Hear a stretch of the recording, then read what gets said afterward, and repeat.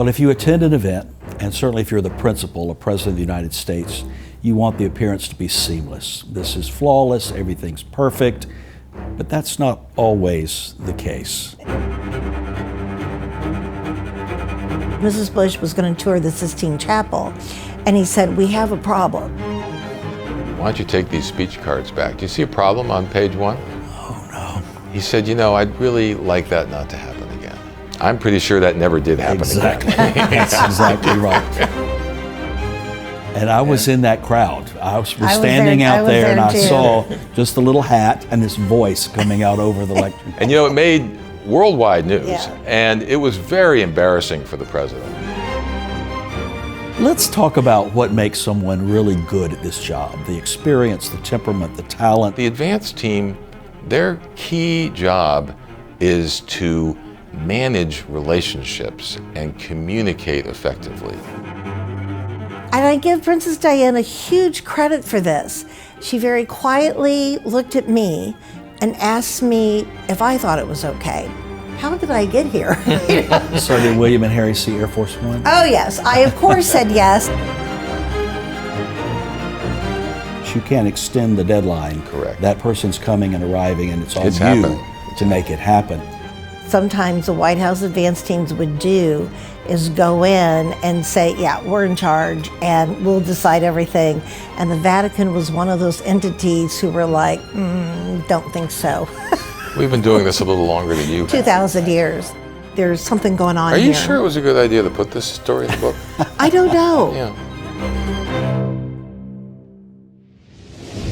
Hello, and welcome to this episode of the White House 1600 Sessions.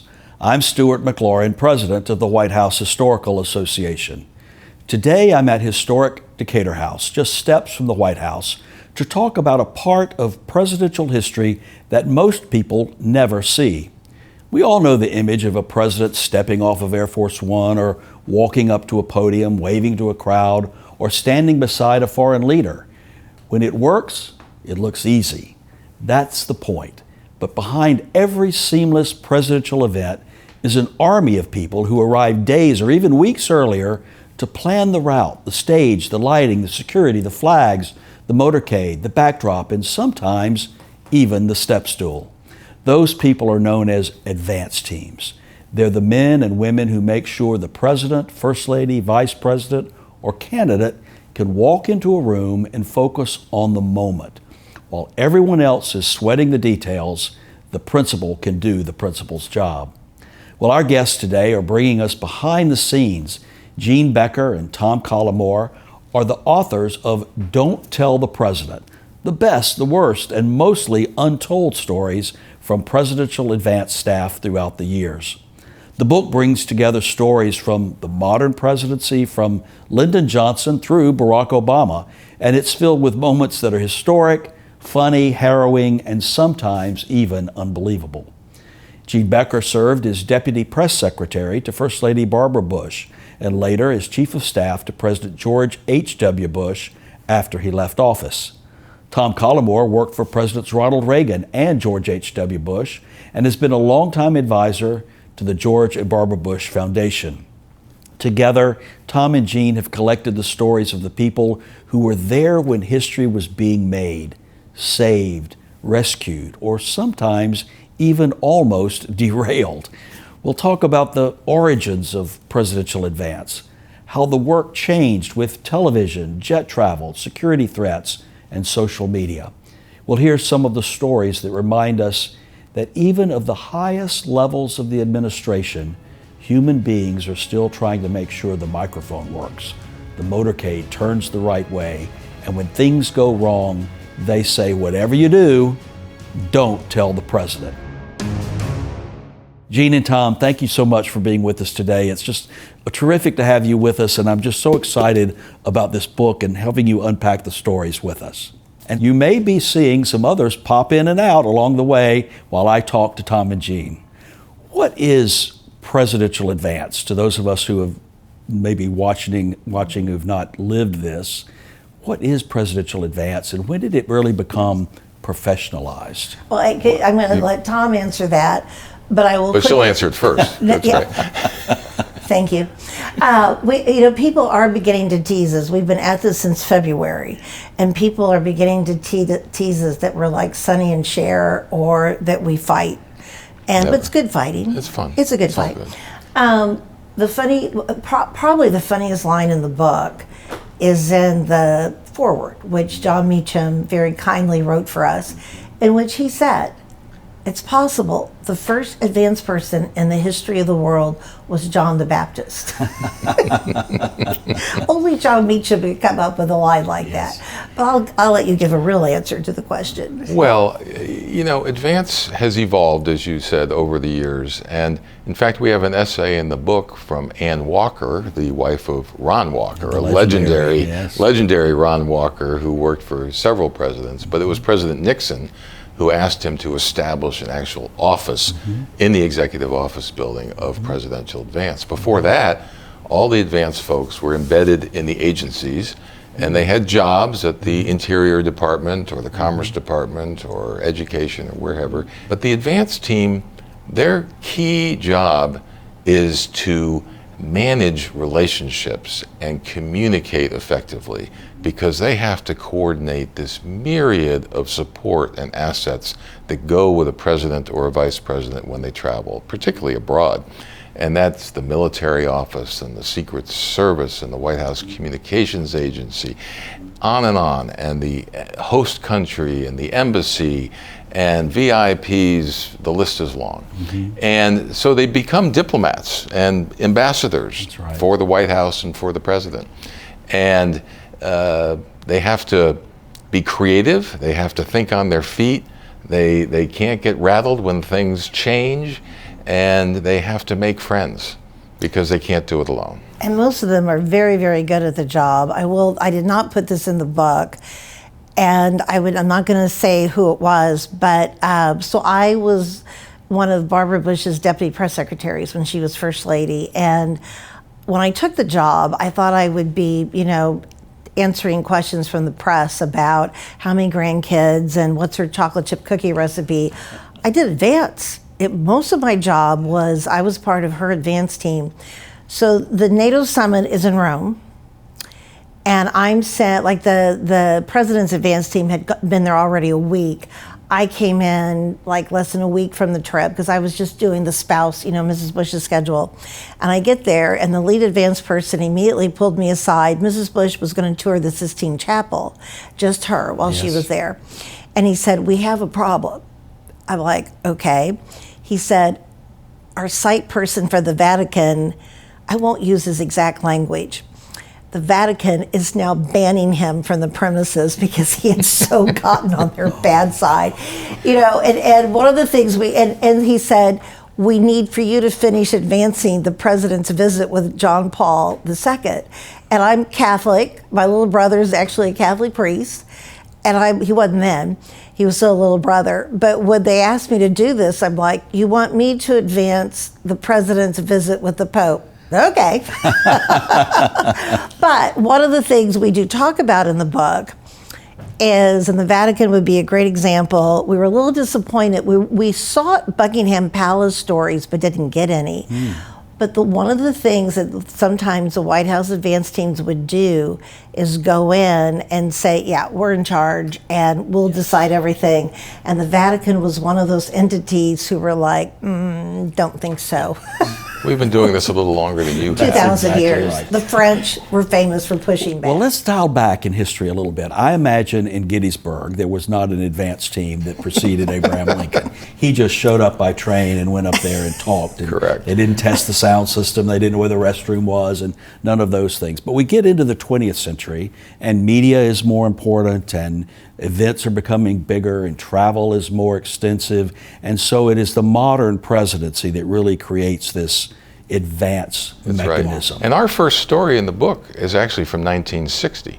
And Lyndon Johnson, just after Labor Day, has been put on the ticket by Kennedy. And he's asked to go to Boston, sort of behind enemy lines, if you will, to prove his mettle, that he's worthy of running with Jack Kennedy, right? Yes. And so we found Tyler Abel, who was still alive in his 90s. That's right. And Tyler was dispatched to Boston with one other volunteer. And the then candidate for vice president and majority leader of the Senate had no security. So they were getting motorcade cars, figuring out the route, printing the leaflets, deciding the location, raising the crowd, figuring out the press angle, what's the best shot. And he did all of this in a few days, and the visit is written up as one of the turning points for the ticket, and Johnson hit a home run. But the detail in that story from Tyler is really fun to read. I will say, Stewart, there are 96 what we call unsung heroes in this book who've had a chance to tell their story. And they were trained, like all of us were as staff people, to work behind the curtain, stay out of the photo op, don't take credit for anything. And now, with the passage of time, they get to tell their stories. And that's a big fun part of the book. And I'll just add, first of all, Tyler does make the point. President Kennedy's assassination changed everything on Advance. President Kennedy did have Advance. We don't have any Kennedy stories in the book. We start with LBJ. But Advance became sort of like what happened with the Secret Service after Abraham Lincoln was assassinated. Kennedy's assassination is when Advance really became absolutely necessary. But to add to Tom's point, these are stories, they need to be told. I think the American people just need to know, what goes on behind the scenes and appreciate the people who do it. But we stopped at President Obama because we did not ask for stories from either President Biden or President Trump's teams. It's too soon. These are stories better told when they're in the rearview mirror. In 20 years, somebody can do that book. Well, if you attend an event, and certainly if you're the principal or president of the United States, you want the appearance to be seamless. This is flawless, everything's perfect, but that's not always the case. More likely than not, it's the opposite. Exactly. There's a great story in the book. You probably remember this event. State arrival in 1991 on the South Lawn of the White House, President Bush 41 greeting Queen Elizabeth. And there's the 6'2" President of the United States behind the Blue Goose introducing the 5'3" Queen. And Her Majesty comes up to the Blue Goose, and at a normal presidential event, someone else introduces the president. And he's used to, there's a little step stool built into the bottom of the Blue Goose that the White House carpenters build. And he was used to, like all presidents, to just kick it in, and then it's perfect for his height. Well, no one thought through the fact that at the state arrival ceremony, the president speaks first and introduces the head of state. So there was no one to pull the step stool out. So that became the talking purple hat story. And I was in that crowd. I was standing out there and I saw just a little hat and this voice coming out over the lectern. And it made worldwide news, and it was very embarrassing for the president. In fact, Joseph Werner Reed, who was this, outgoing chief of protocol, lamented it was the worst moment of his career, and was worried it would be written up in the New York Times in his obit, and it was. But you got to give the Queen credit. She had a great sense of humor and knew how to diffuse a situation. I do hope you can see me today from where you are. That story has lived on now for a generation and is being told, I'm sure was told many times in the preparations for the recent royal visit. Well, when something like that happens and you have like a chief of protocol that's fearful for his life, do people get axed? Do people lose their jobs? Is there like a fit of fury afterwards? There's a number of, maybe, we don't know, of course, for sure, but there's some great stories in the book about advanced people who know they messed up and they were afraid of getting fired. One of them involves, and it's really not an advanced story, there's a whole chapter in the book called In the Shadow of the White House. President Clinton's very first State of the Union address, they had the wrong speech on the teleprompter. I don't remember this story.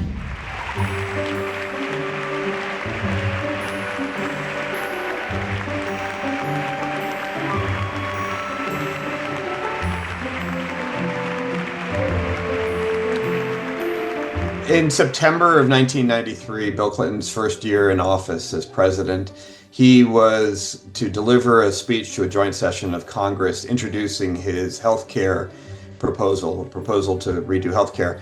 And he was not known for a frequent user of teleprompters.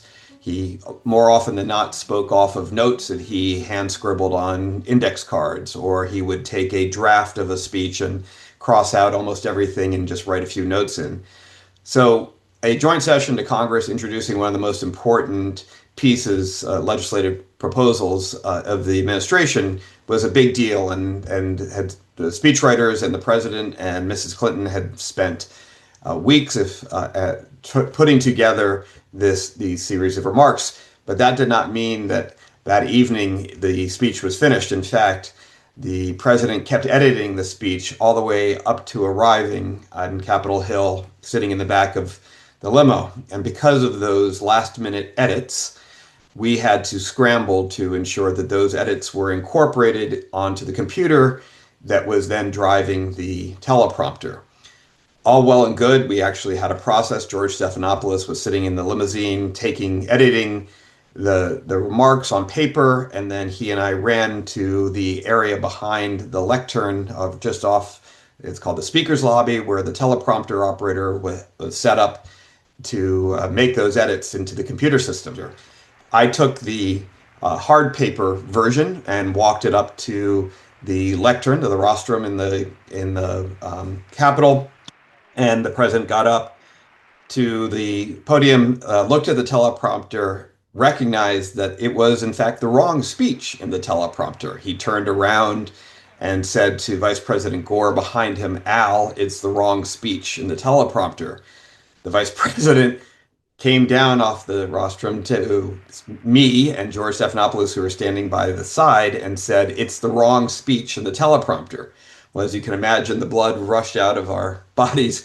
We ran to the area in the speaker's lobby where the teleprompter operator, a junior member of the White House Communications Agency, was set up and ready to run the speech.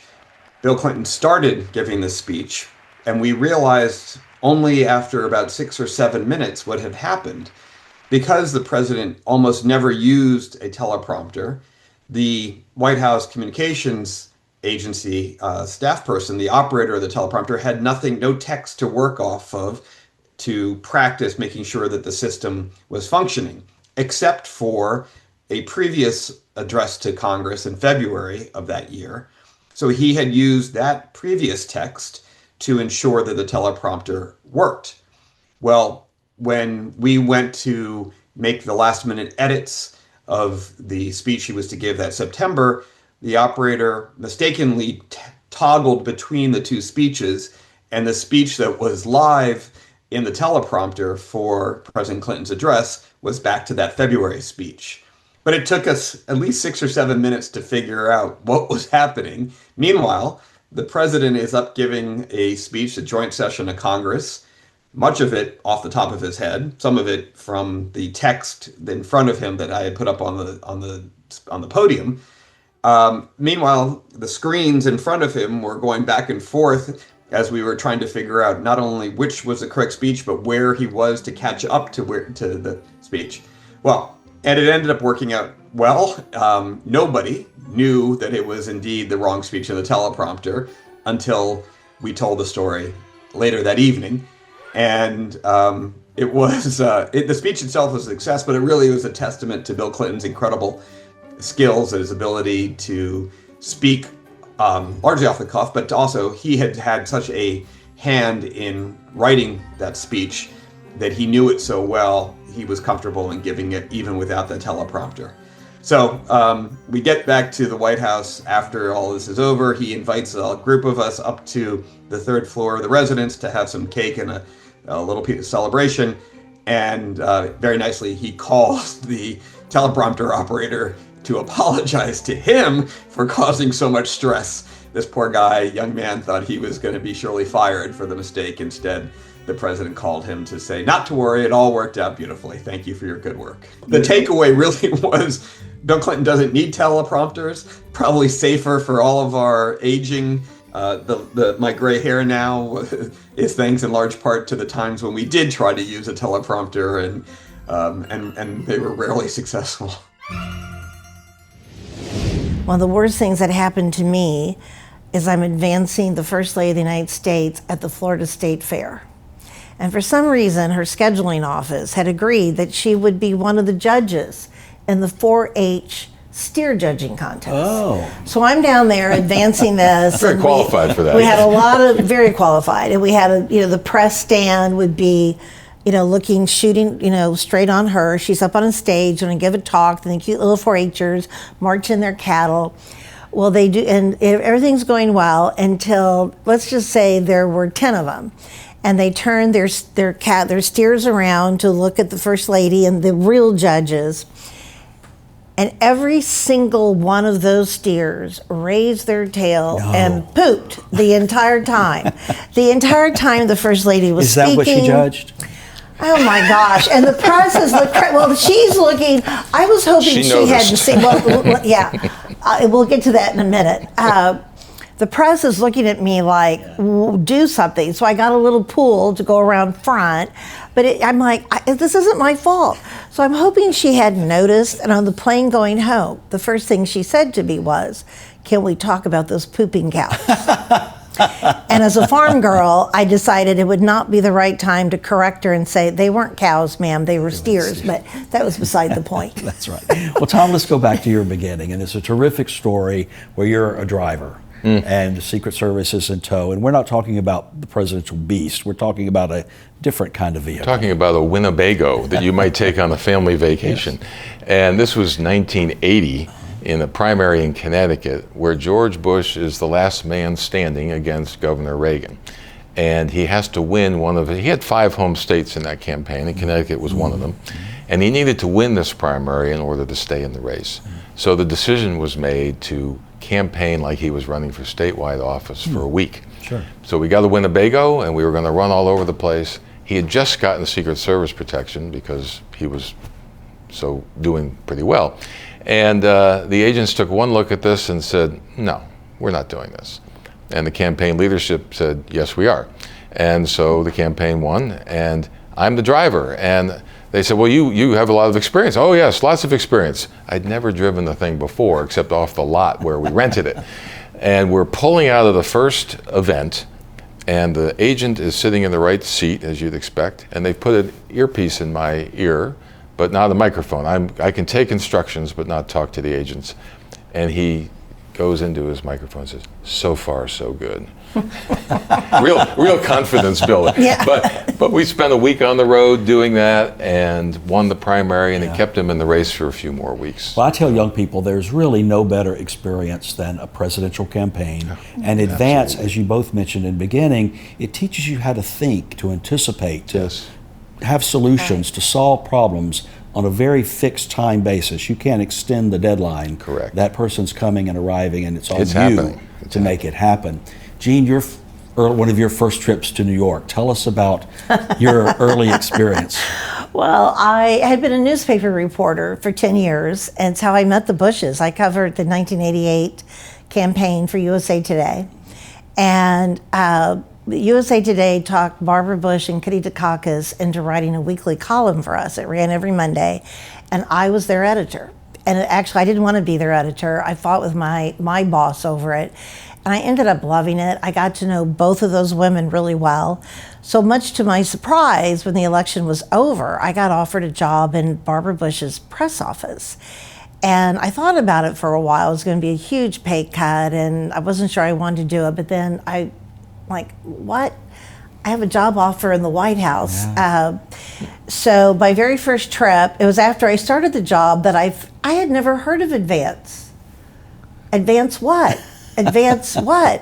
Anyway, they sent me to New York. She's going to go visit a literacy. You were hoping it was a pay advance. Exactly. I had never heard this term. I'm sure covering the campaign, I saw a lot of advance people that I was unaware they were out there. But anyway, go to New York, and she's going to visit a literacy program. And it's just me and a Secret Service agent. We're the only two. That's the whole advance team. I meet with the literacy program people, the host, and have a good meeting and go back to my hotel room. And I have no idea what I'm doing. And I'm sitting there thinking, oh my God, I want to crawl under the bed or under the covers. And there's a knock at the door, and it was the Secret Service agent, Skip Lacey, and he said, "You have no idea what you're doing, do you?" And the answer was, "No, I do not." Hence a great friendship was made, right? Yeah, we're still in touch. I love Skip. That's great. But I learned how to do advance from the Secret Service and from experienced advance people, particularly when she was traveling with the president. The presidential advance team sort of knew that Jean Becker, she knows nothing. But after a few months, it's a good way. And who knew that you would one day write the book? I know. There you go. Exactly. Who knew? Well, speaking of writing books, Ron Walker, who we mentioned, actually did craft like a tome, a Bible of advance. He sure did, the manual. But the manual's been around a long time and it's passed on. I would say one thing about this book, it's bipartisan. Advance work is the same no matter who the president is, and the principles are the same. And there's a sort of a subtle message in this book, I hope, that our presidents and vice presidents and first ladies, they're just people, right? And advance teams are there to make the events seamless, but also give them an opportunity to have some semblance of a normal life behind the scenes also. There's a trust involved there. And that we had to overcome that in writing the book, because all the folks who contributed to this book had the same first question. Well, wait a minute. There's a code. We're not allowed, what stays, happens on the road stays on the road, all that kind of stuff. That's right. And we were committed to not breaking that code, but to giving people a little sense of what does happen behind the scenes.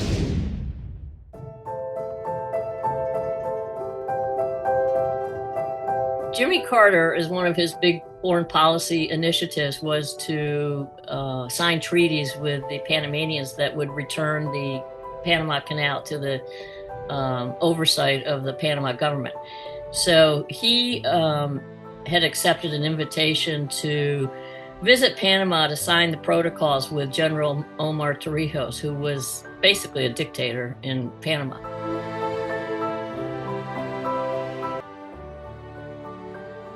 And so we learned that we would be working with this Colonel Manuel Noriega. And so that's who our main counterpart was going to be. In our briefing, we learned what a bad person he was, because, he was responsible for, he helped Torrijos come into power through mounting a coup. And then, he was responsible for harassment, intimidation, murders, assassinations. He was quite a sinister person. But one of the things they told me when I was there, because I was 26 years old, they said, "Barb, be careful, because he's a major womanizer and he loves blonde, blue-eyed women." And so they said, they just said, have a care when you're there, because, he's going to be very interested in you, which was true. So when we got into Panama, we meet with our CIA counterparts, the White House advance team, including White House advance, Secret Service. We had a gathering at the Hotel Panama where we were staying, kind of a pool party picnic that we invited all our Panamanian counterparts. Colonel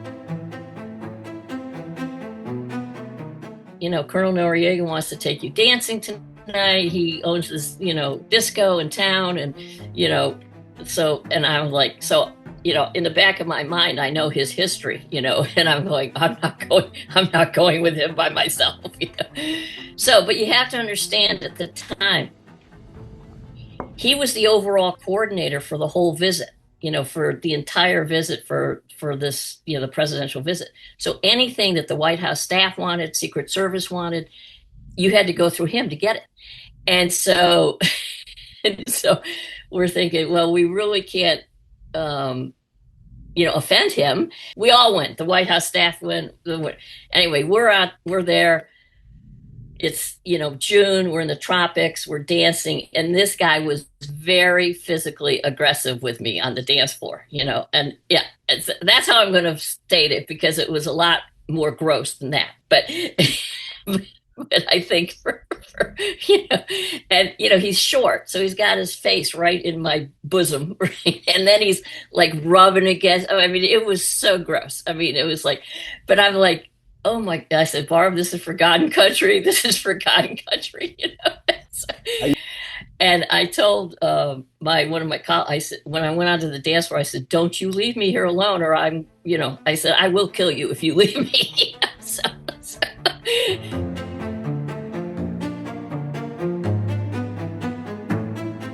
"Oh no, Barbarita," he called me Barbarita. "Barbarita, oh no, I want to take you to my little, bungalow at the beach." And I was like, "No way, Jose," And so I said, "Sir, I want to go back. I don't feel well. I've got a flight back to DC." And no, they keep driving. Of course, the chauffeur, he's following the boss's orders. And so finally I said, I said, "I am a federal agent of the United States government and you are kidnapping me." And I said, "The US government is not going to be happy when they find out that you have taken me against my will." So I said, "Take me to the hotel now." Well, luckily, they took me to the hotel.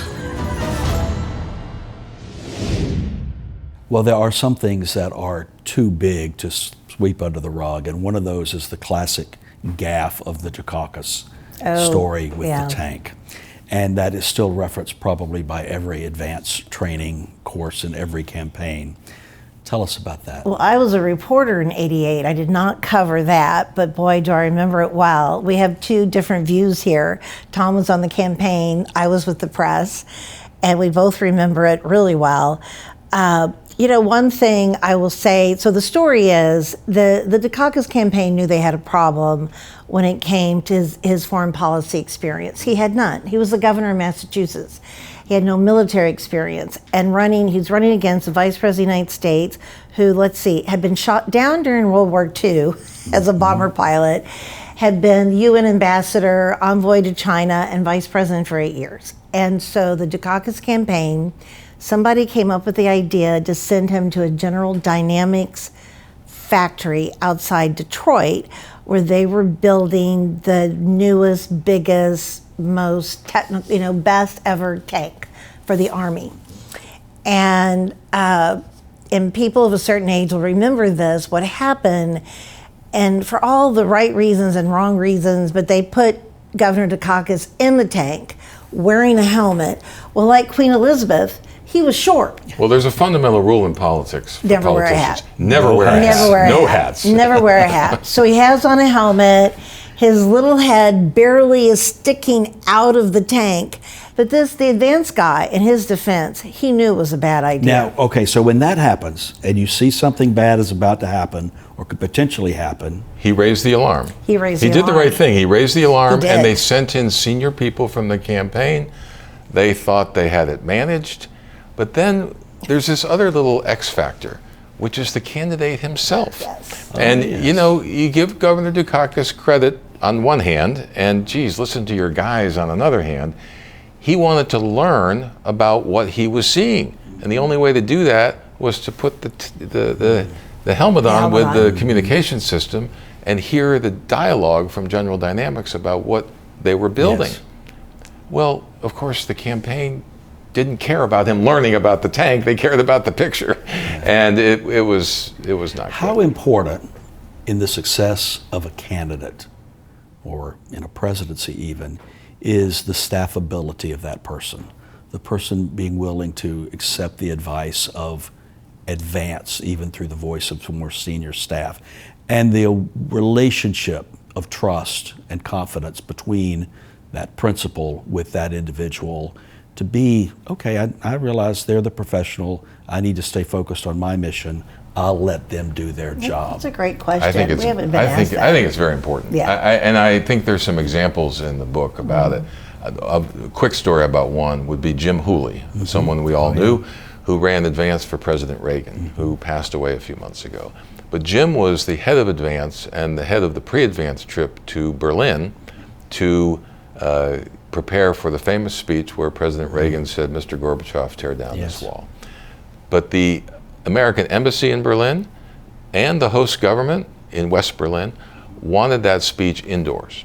They wanted it in the Reichstag or in a hotel ballroom. Jim Hooley looked out the window, he saw the Brandenburg Gate, he said, "Wait a minute, that's the picture, that's the message."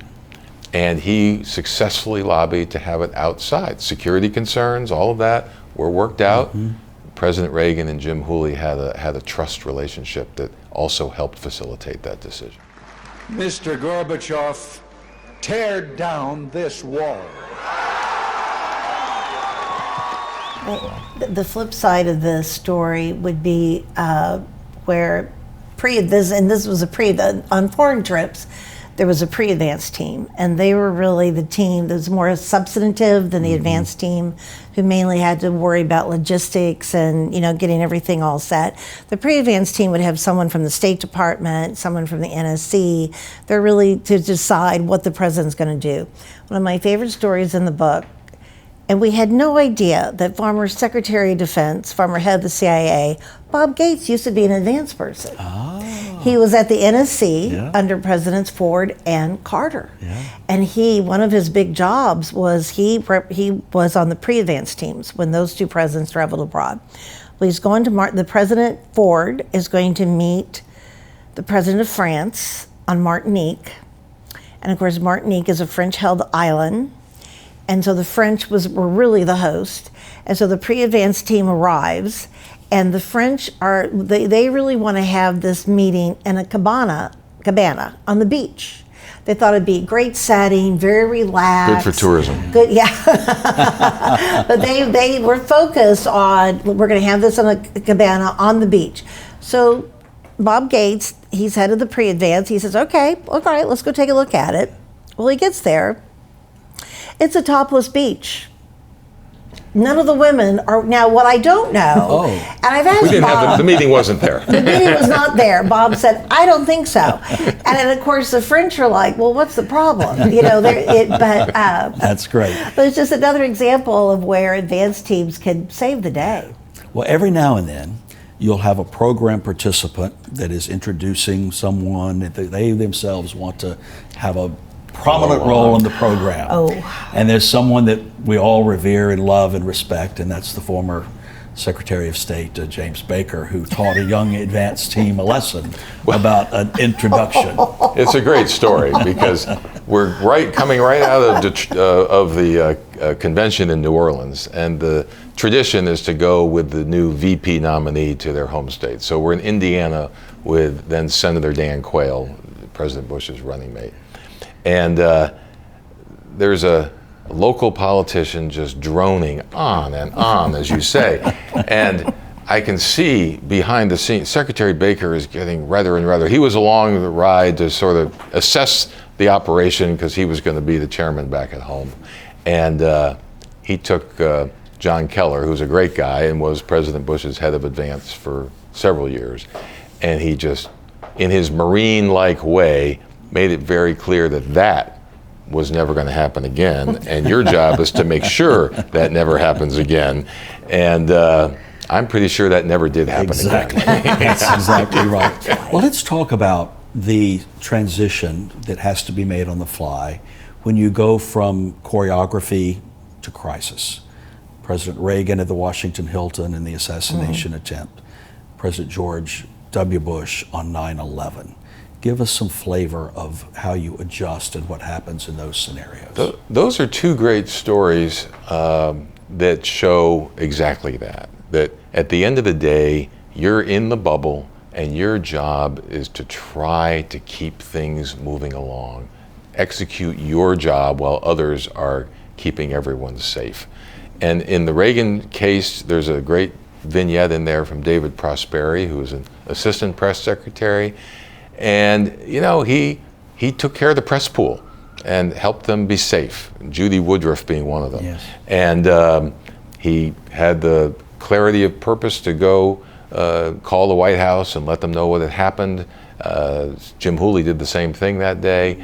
But they kept things going. And then they ended up, frankly, at the GW Hospital setting up staff quarters so that they could run the White House from the hospital for the next week.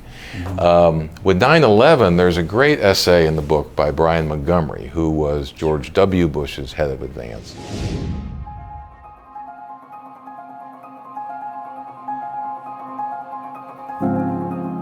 Well, in many ways, I remember it like it was yesterday, even though it was almost 25 years ago.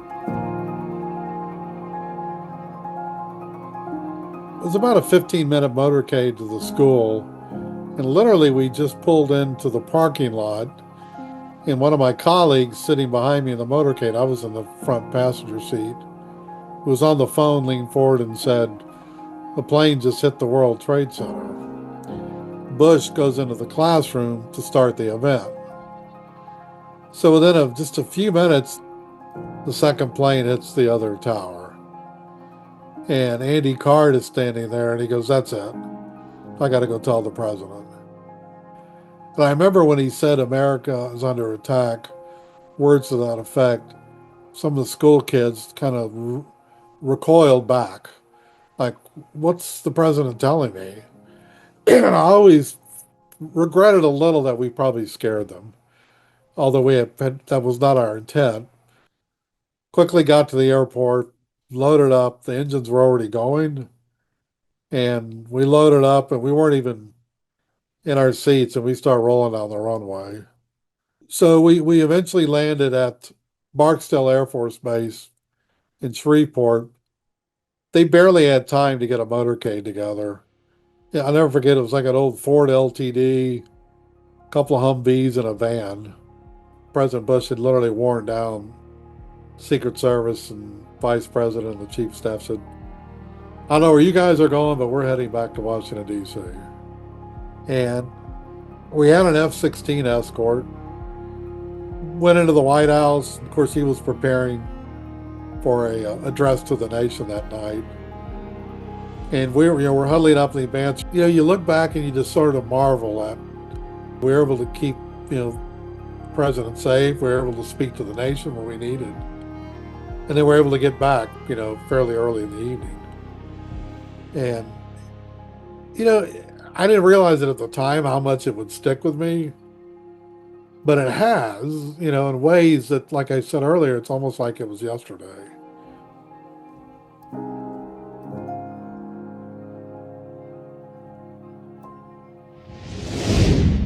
Is there a line between the good optics that you desire for the outcome of the event and overstaging to cause these anxieties with the principal or to really fuss up the event too much? It's a good question. That's a great question. I mean, I have a story in the book that's slightly related to that, but slightly different, which is an advance team throwing their weight around about what the optics should be at an event. And it's another Vatican story. Or, in Detroit, the departure ceremony for Pope John Paul leaving the United States on a visit, and the advance team thought the blue curtain would work, and they vetoed the yellow and white papal backdrop. Wow. And we landed in Detroit, and the local news was on in the suite, and it said, "Oh, there's a controversy," and it laid this out. And the Bushes looked at me, and I just said, "I got it, don't worry." And we had to go fix that problem. So I think a lot of, again, Stewart, I would say, remember, these folks are people too. They pay attention, they care about their image, they care about inconveniencing others, and they have amazing radar when somebody is pushing too far, or and perhaps it can have a real political impact if it's Right. a campaign Yeah. event, the residual that you leave behind. This is not in the book, but the first time the President of the United States, George W. Bush, came to Kennebunkport, Maine to visit his parents. This would be August of 2001. His father, the 41st President of the United States, was appalled that Ocean Avenue was closed. That's the road that runs right along the Atlantic Ocean, that is the only road out of town, and lots of people live on and off Ocean Avenue. Well, it was closed down. And he's in my office looking out the window telling me we got to stop this. And I said, "Sir, I guarantee you when you were President of the United States, maybe when he was Vice President, I don't know, but when you were President of the United States and you were in Kennebunkport, Ocean Avenue was closed. There is absolutely nothing we can do about that." He said it was closed when I was president. Wow. I don't remember that. Well, that's because he helicoptered in. That's great. Let's talk about what makes someone really good at this job: the experience, the temperament, the talents, Is it an innate ability? Can you train somebody to do this? Does it have to be in their DNA? It has to be in their DNA. Yeah, I agree. I think you can learn a lot as an understudy, but it's pretty quickly discerned whether you're cut out for this line of work or not. And it takes, you mentioned, temperament's the key, and flexibility, and not being too full of your own self, Right.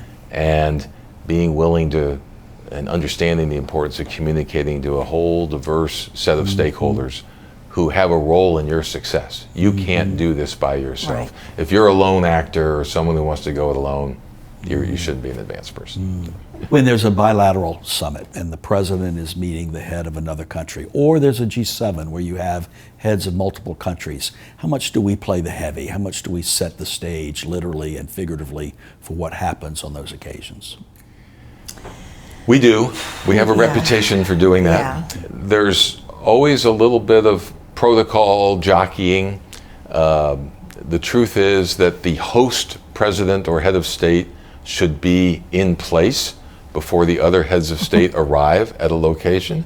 And in fact, there's a story in the book about how that wasn't happening at a G7 meeting that Reagan was at, and they kept holding him back because the other countries were playing games, and It happens. It happens. It's little stuff. It doesn't usually amount to much, and it stays out of the. Well, I think about the recent papal funeral in Right. Rome, and those little tight Roman streets and the motorcades and all of those heads of state moving, and we've got there's a beast, has its title for a reason, and so who gets the right of way? Who determines, is that a Secret Service to security negotiation?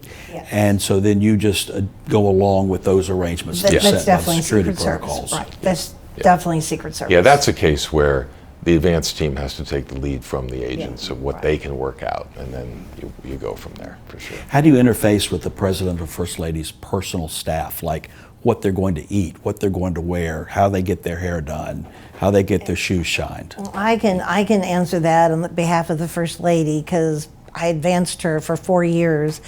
I knew exactly what I needed to do, and the Bushes, I'm so proud to be able to say this, they were famous for being low maintenance. We would have people say to us, I guess some people are very demanding about what food should be in the room, and they were like, some of this is post-presidency, but during the White House years, I had G7 summit in London, and she did not travel with a hairdresser. She didn't believe it. She liked a very small, she traveled with her personal aide. So one of my jobs overseas was to find her a hairdresser. Well, she used Princess Diana's.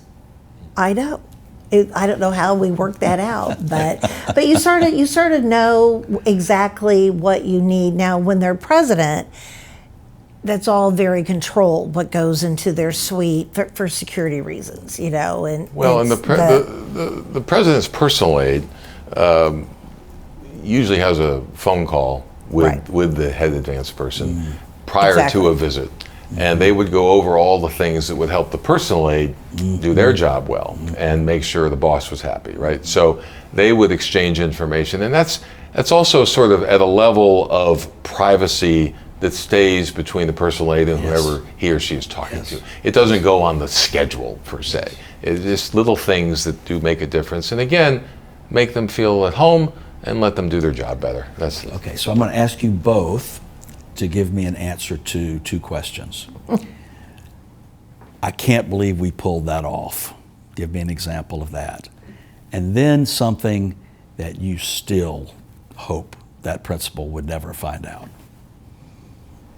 Oh, gosh. I'd go back to 9/11. I think that Brian Montgomery, Andy Card, Karl Rove, they were all at ground zero trying to give the president a chance to convey his conviction about how we were going to respond to this attack.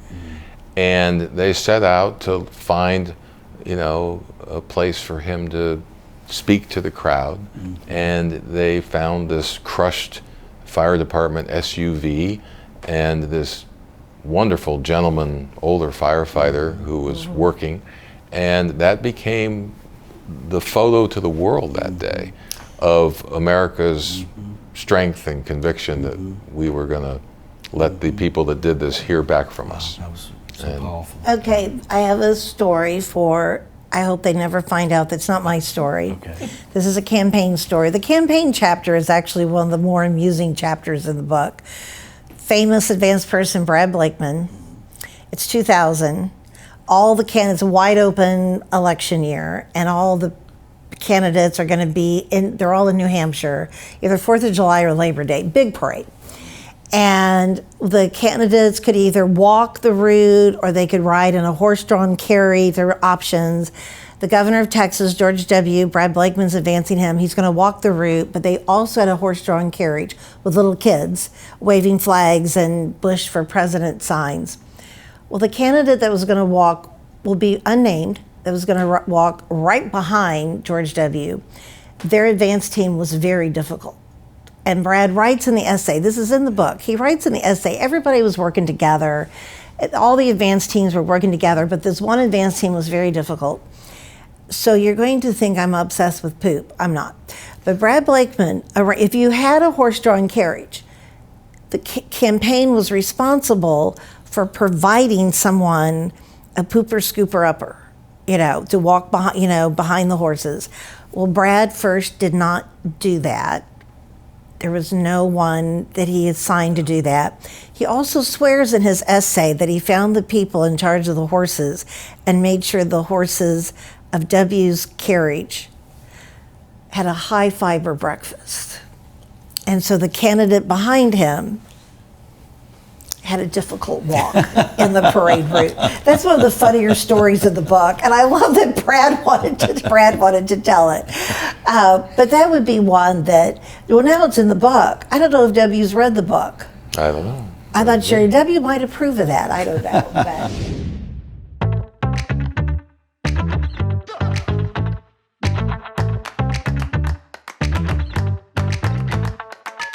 One of the responsibilities of the personal aid, as well as the advance team, was to secure a hairdresser, line up a hairdresser for Mrs. Bush while she was overseas. She did not like to travel with an entourage, which would be her words. So it was a very lean and mean staff. And so we arranged for her to have her hair done at the embassy. And the staff had reached out to none other than Princess Diana's hairdresser. So he showed up on the first day, and we all thought he was sort of very chic and Euro looking, and he had a scruffy beard and sort of unkept hair, and I'm pretty sure he was dressed in all black. And Mrs. Bush, sort of took one look at him and was her way. If she, she spoke her mind. So she told this gentleman who was there that she thought he should clean himself up. He really wasn't representing his country well, and he just sort of, was such a handsome fellow that he could be a lot more attractive if he got rid of his facial hair. So they sort of bantered back and forth for the few days that we were there. And he would, say, well, my mother has been trying, I think he referred to her as his mom, has been trying to get him to clean his act up for a number of years, and that wasn't happening. And Princess Di had also, sort of gotten in on the act in terms of telling him and encouraging him to clean himself up. And on the final day that he came to do Mrs. Bush's hair, he walked in and we didn't recognize him. He had cut his hair and had shaved his facial hair, and he was so handsome. And that was also the same day that Princess Diana came to the residence with their two sons, to show them Marine One, which was the presidential helicopter. And she couldn't believe it, that Mrs. Bush had accomplished what she and this gentleman's mother had failed to do for several years, which was clean himself up. And he looked great. Mission accomplished, Barbara Bush.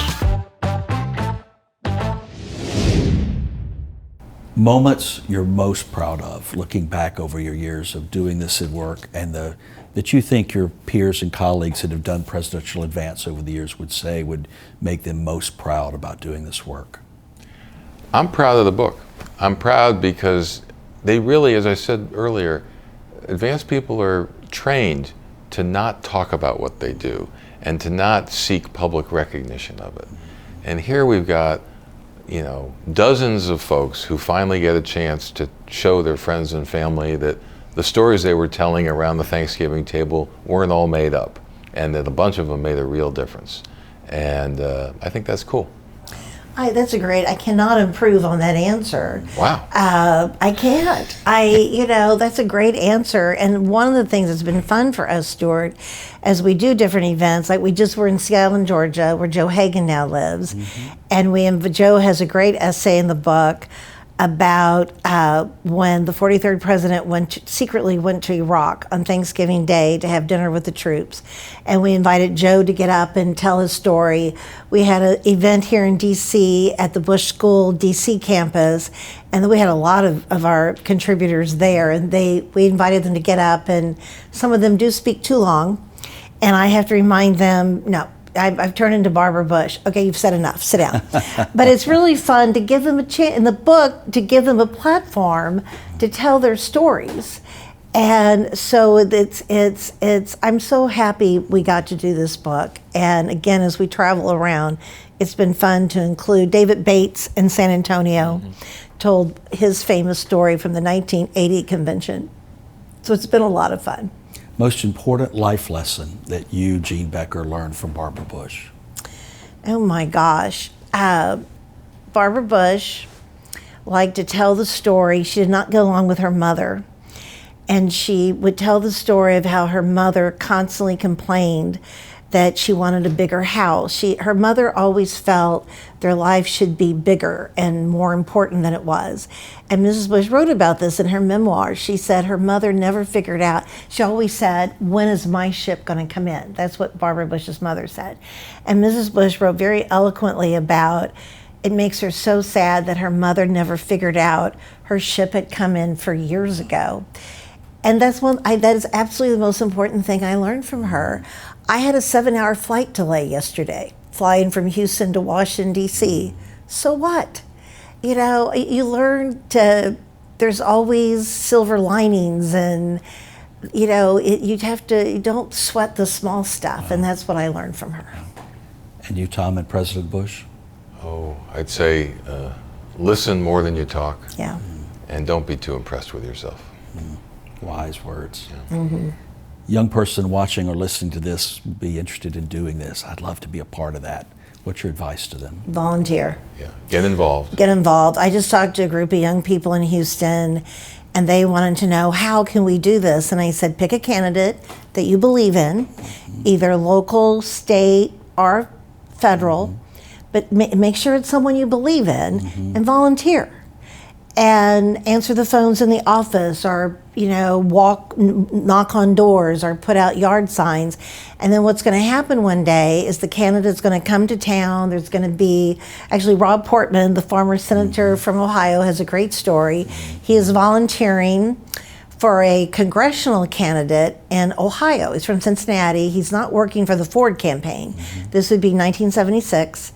He is volunteering for a local candidate, but he answers the phone one day in the office, and it's Nelson Rockefeller. Vice President Rockefeller was coming the next day to campaign in Cincinnati, and they were looking for someone to do the advance. And it's sort of like Tom Collamore saying that he could drive the Winnebago, but he really didn't know how.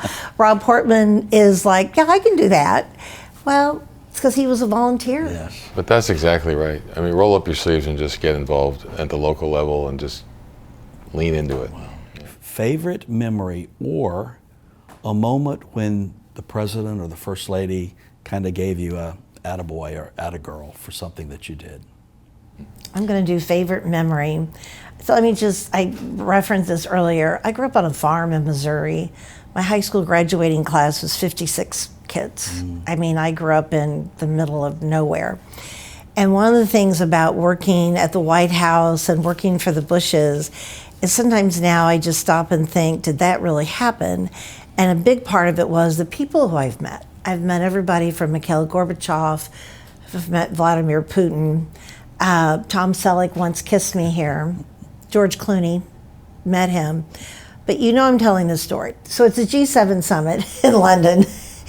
Mrs. Bush and Princess Diana Are you about to name drop? Are going to go. So sorry that you didn't. I feel you hate this story because you're jealous I met Princess Diana and you never did. Oh, get on with it. People Anyway, want to hear. we're at the ambassador's residence in London, and she is meeting Mrs. Bush there. They're going to go to an AIDS hospital, which was a big deal.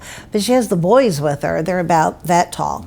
And they became obsessed with Marine One was on the lawn of the embassy, the ambassador's residence. Yes. Winfield House, and they wanted to go see it. So Mrs. Bush looked at me, and so the president must have been upstairs because he must have been. The military aide was there, so I got him to take them out. Well, they come back, and they had seen on the news Air Force One arriving, and these two cute little boys were wanting to go see Air Force One. And Mrs. Bush said, of course, no problem, And I give Princess Diana huge credit for this. She very quietly looked at me and asked me if I thought it was okay. She got that this is a little more complicated than walking out on the lawn to see Marine One. And I give her huge credit for that. And I just remember looking at her as she's asking my opinion, thinking, how did I get here? So did William and Harry see Air Force One? Oh, yes. I, of course, said yes. I immediately said no problem. And I turned it over to the military aide who, yes. And I think I need to send a copy of the book, Tom, to Prince William. Yeah. And that story is in the book. And I'm going to say, hey, future King of England. There you go. Weren't for me, you would have never seen Air Force One. So, yeah, you need to. That's right. I'll turn it around and mention a story from a trip to China with President Bush. And my job was to get him his speech cards or his briefings or whatever he needed to get through the day. I was sort of the person to get him briefed up and make sure he had what he needed. And so we were going to a state banquet, and he had the cards for his return toast. And he gets up and he gives a beautiful toast. And we get back in the motorcade, we go back to the guest houses where we're staying, and he calls me up to the room, and he says, why don't you take these speech cards back? Do you see a problem on page 1? Yes, sir, I do. He said, there is a big difference between a vice premier and a vice minister. And the speech card had vice minister on it. And he said vice premier because he was pretty good on his feet. But we were suffering from severe jet lag, having flown from Washington to Beijing. And he said, I'd really like that not to happen again. And maybe it was a little stronger than that. But you know what? Maybe this so. was a great learning moment for a young staffer learning the ropes and trying to just make it through the day. And at the end of the trip, he wrote me, he was legendary for this, but he wrote me a handwritten note saying, you know what, the communications and the paper flow and all the briefings were just so great on this trip, and I can't thank you enough. And that was his own way of saying, okay, I smacked you around a little bit, you learned your lesson, but you're doing a good job, keep it up. And that was... So you weren't defeated, you were affirmed to go and learn from that. Exactly, exactly. That was classic him. I have one story to tell from my own advanced experience that is funny now but wasn't at the time. This was for a cabinet secretary, very devout in their Catholic faith, and we were in Rome. They wanted to go see the Shroud of Turin, highlight of the trip. So we fly privately from Rome to Turin. On the way, the chief of staff advises that she has to go to the bathroom very badly. So as soon as we land, she has to go to the bathroom. The cabinet secretary. The chief, Or the of chief of staff. staff. Oh, okay. Cabinet secretary does not waste time. Oh.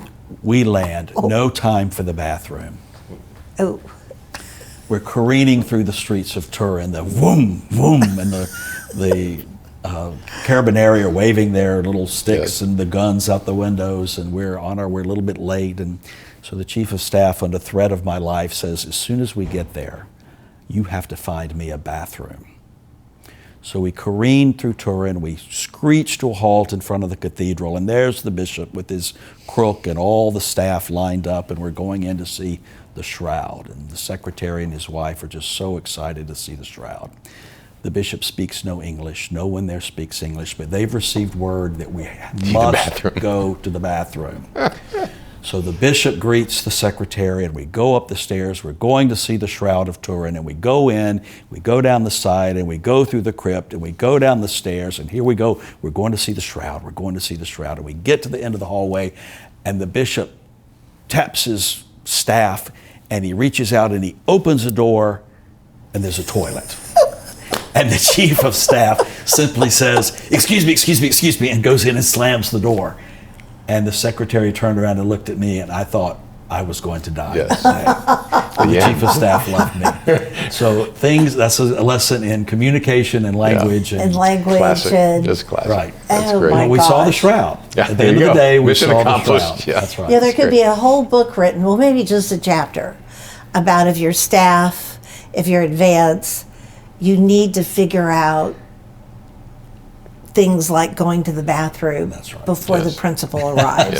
Because, it is not going to happen. That's right. Well, this has been fantastic. I love the stories. It took me down memory lane in so many ways of people that I have known and whose work I've admired and respected, and certainly that's true for the two of you and the work that you've done in this city, and for the President and Mrs. Bush, and so many others that we all admire and respect who have done this job over the years. So thank you for creating this. Thank it's you. really, it's fun, but it's important. And these are behind the scenes things that make the presidency happen.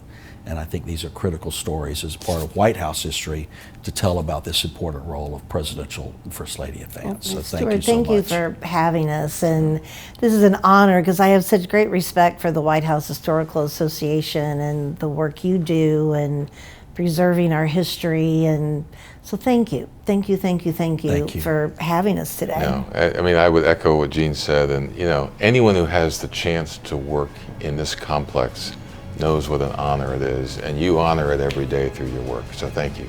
Well, thank you. Thank you both. Great to see you. Terrific. Thank you. Great to see Thanks. you.